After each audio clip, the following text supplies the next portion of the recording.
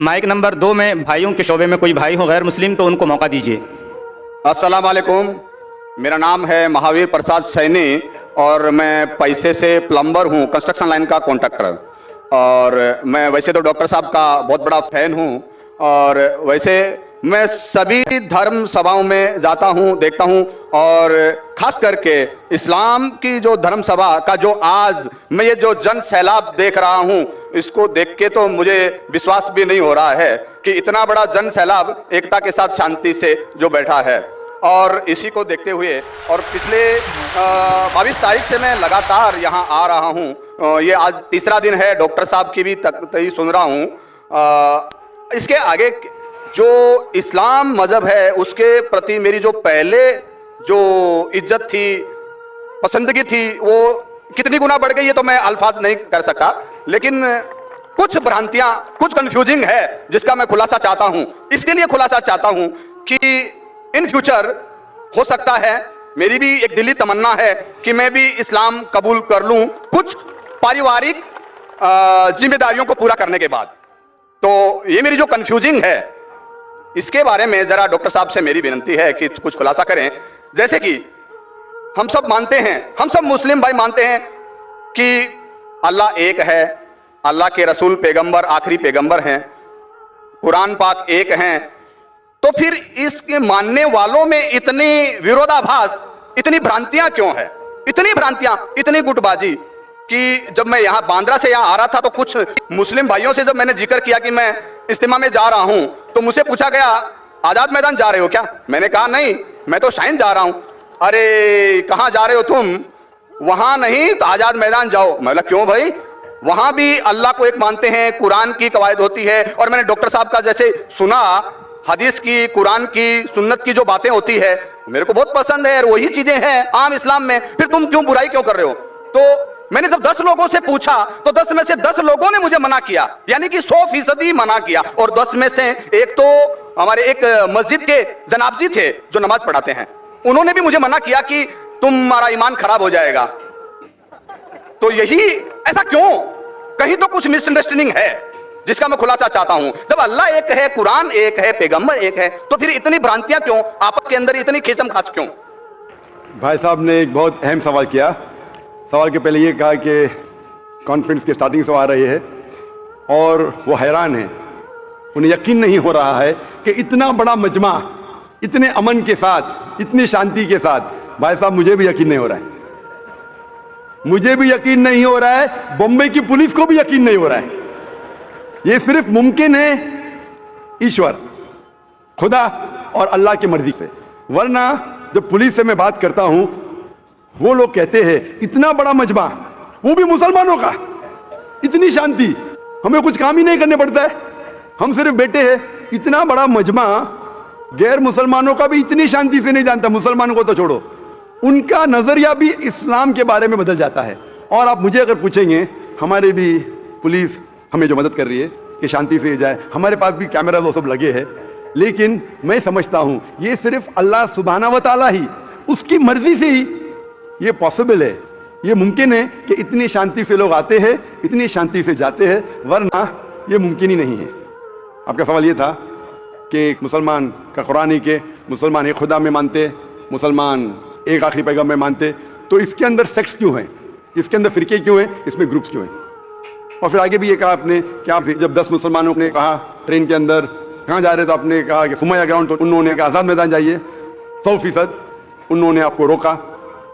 میرے حساب سے اگر کسی نے کسی کو یہاں آنے سے روکا، میں ان کو بھی جزاک اللہ کہتا ہوں۔ میں جانتا ہوں کہ لاکھوں پیمفلیٹس بٹے کہ اس سمیہ گراؤنڈ میں مت آؤ، وہ ذاکر نائک آپ کو بہکائیں گا۔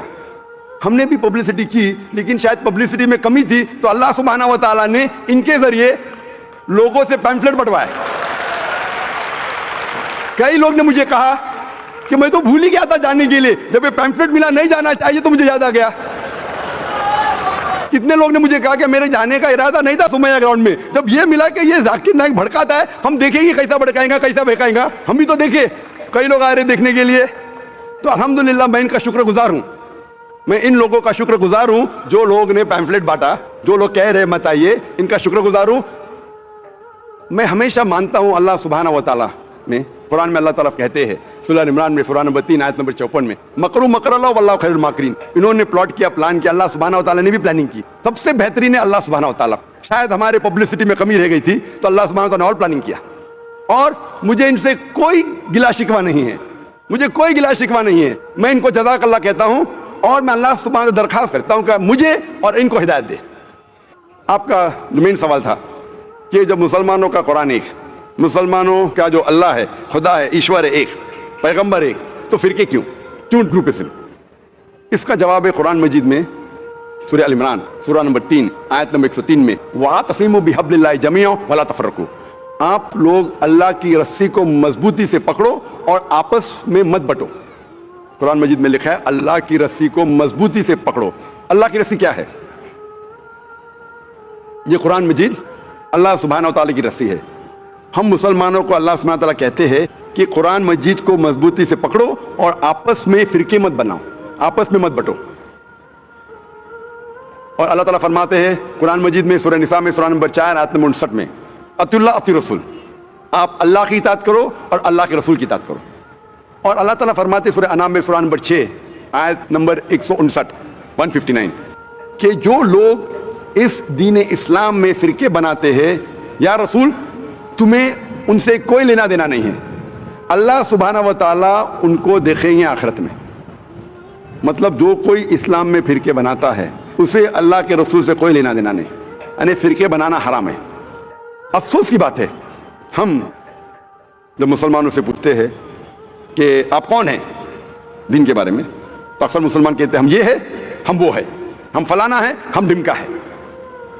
اللہ کے رسول کیا تھے؟ یہ تھے, وہ تھے, کیا تھے؟ قرآن مجید میں لکھا ہے سورہ ال عمران میں سورہ نمبر 3 آیت نمبر 52 میں عیسیٰ علیہ السلام مسلم تھے. قرآن میں لکھا ہے سورہ ال عمران میں سورہ نمبر 3 آیت نمبر 67 میں ابراہیم علیہ السلام نہ یہود تھے نہ نصارہ تھے, وہ مسلم تھے. قرآن مجید میں کئی جگہ لکھا ہے سورہ ال عمران میں سورہ نمبر 3 آیت نمبر 64 میں فقولوا اشہدوا بأننا مسلمون, ہم شہادت دیتے ہیں کہ ہم مسلم ہیں. قرآن مجید میں لکھا ہے سورہ فصلت میں سورہ نمبر 41 آیت نمبر 33 وقال اننی من المسلمین, کہو کہ میں مسلم ہوں.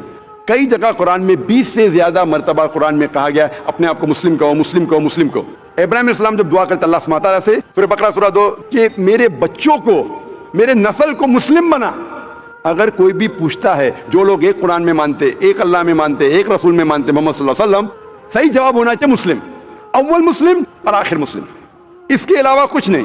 اگر آپ اس میں فرقے بنائیں گے تو قرآن کے خلاف ہے. محمد صلی اللہ علیہ وسلم کہتے ہیں صحیح حدیث ہے سنن ابو داؤد میں والیوم نمبر 5 حدیث نمبر 4596 اللہ کے رسول فرماتے کہ مسلمان 73 فرقے میں بٹیں گے. اللہ کے رسول نے فرمایا بٹیں گے, یہ نہیں کہا کہ بانٹو. اللہ کہتا ہے مت بانٹو. اللہ کے رسول جانتے ہیں اللہ کے کہنے کے بعد کا مت بانٹو, پھر بھی یہ مسلمان لوگ اسلام کو فرقے میں بانٹیں گے. اور ایک حدیث اللہ کے رسول کی ترمذی کی جس میں اللہ کے رسول نے فرمایا کہ مسلمان 73 فرقے میں بٹیں گے اور ان میں سے ایک ہی جنت میں جائے گا. جب صحابہ نے پوچھا کون سا فرقہ, کون جائیں گے جنت میں؟ اللہ کے رسول فرماتے وہ لوگ جو میرے باتوں پہ عمل کرتے ہیں, وہ لوگ جو قرآن اور صحیح حدیث پہ عمل کرتے ہیں. تو جو لوگ اللہ کی رسی کو مضبوطی سے پکڑتے ہیں صرف وہ لوگ جنت میں جائیں گے. ہمیں اسلام, دین اسلام کو کوئی بھی فرقے میں بانٹنے کی ضرورت نہیں. اسلام کو فرقے میں بانٹنا غلط ہے, اور جو بھی کوئی مسلمان اسلام کو فرقے میں بانٹتا ہے وہ ایک صحیح مسلمان نہیں ہے. ہمیں صرف اللہ اور اللہ کے رسول میں ماننا چاہیے اور اس پہ ایمان لانا چاہیے. جو بھی اختلاف ہے, اختلاف کا مطلب یہ نہیں کہ ہم فرقے میں بٹ جائے. اختلاف ہے تو اس کا حل کرو قرآن اور حدیث کی روشنی میں. جو قرآن اور حدیث کہتا ہے اس کے اوپر عمل کرو. تو صحیح چیز یہ ہے کہ ہمارے دین اسلام میں کوئی فرقے نہیں. جو بھی کوئی اسلام میں فرقے بناتا ہے وہ غلط کرتا ہے. اور آپ نے کہا اپنے سوال میں کہ کچھ سوالات ہے اور ہو سکتا ہے کہ بہت جلد آپ اسلام قبول کریں گے, آپ کے پاس کچھ مشکلات ہے, لیکن میرے آپ سے درخواست ہے کہ ہمیں نہیں پتا ہم کتنا جینے والے ہیں.